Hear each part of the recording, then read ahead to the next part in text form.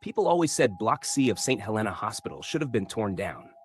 It had been closed for over 2 decades after a fire gutted the psychiatric wing in '97. Rumors said not everyone was evacuated that night. Some said patients were left locked inside, their screams swallowed by the flames. The building stood untouched since, until recently. The hospital board, in a cost-cutting move, ordered renovation of Block C. And to supervise the site at night, they hired Logan, a young security guard looking for extra pay. Logan didn't believe in ghost stories. For him, night shifts were just quiet hours with a good playlist and strong coffee. His first night started like any other. The air was colder inside Block C, thick with dust and something else, something metallic. The lights flickered, even though the rest of the hospital ran on new wiring. His torchlight, fully charged, began to dim the moment he stepped through the entrance. He tapped it. Nothing. Then it came back on by itself. He walked the corridor slowly, each step echoing like a gunshot. He passed rusted gurneys, shattered glass doors, and graffiti that looked too deliberate, like scratched-out faces on old portraits. At 1:13 a.m., he heard the first sound, a soft dragging, like bare feet across tiles. He froze, held his breath. "Probably a rat," he whispered. He rounded the corner quickly to prove himself right, but there was nothing there. Still, he logged it in the security report as animal movement. He didn't want to look stupid, but he also didn't want to ignore it.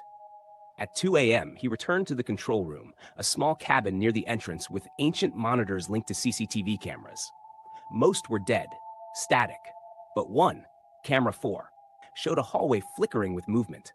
A silhouette passed across the lens. He leaned in, a woman in a hospital gown, long black hair, bare feet, head tilted slightly, unnaturally. The camera blinked. She vanished. He rewound the feed. Nothing, just static. Logan chuckled nervously. "Someone's messing with me," he said. He picked up his walkie-talkie. "Central, this is Logan at Block C. Just confirming, is there any movement registered on ground floor East Corridor?" No response. He repeated. Still nothing. Then the walkie crackled, but the voice was garbled, like someone whispering in reverse. He threw it on the desk. Determined not to be spooked, he grabbed his flashlight and walked back toward the East Corridor. As he walked, he noticed something strange. The temperature dropped sharply.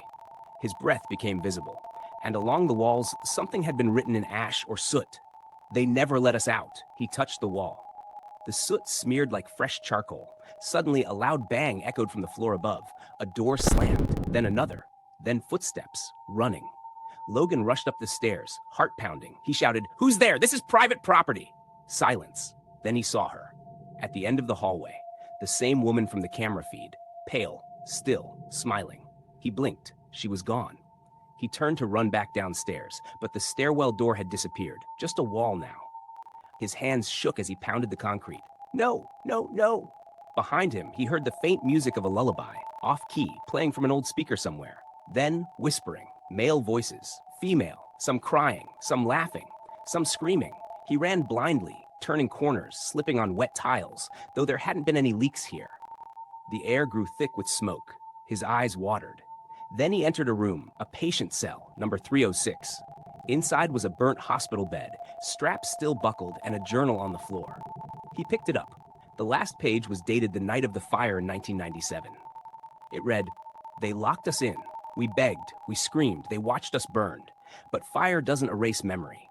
And now, anyone who walks in never walks out the same. If you're reading this, she's already seen you. Run doesn't work. Pray if you know how." He dropped the journal. Behind him, a wheezy voice whispered, "You read it. That means you belong now." He spun. The woman was inches from his face, eyes hollow, skin peeling. She opened her mouth wide, unnaturally wide, and let out a shriek that shattered the overhead light. Darkness. When Logan woke, it was morning.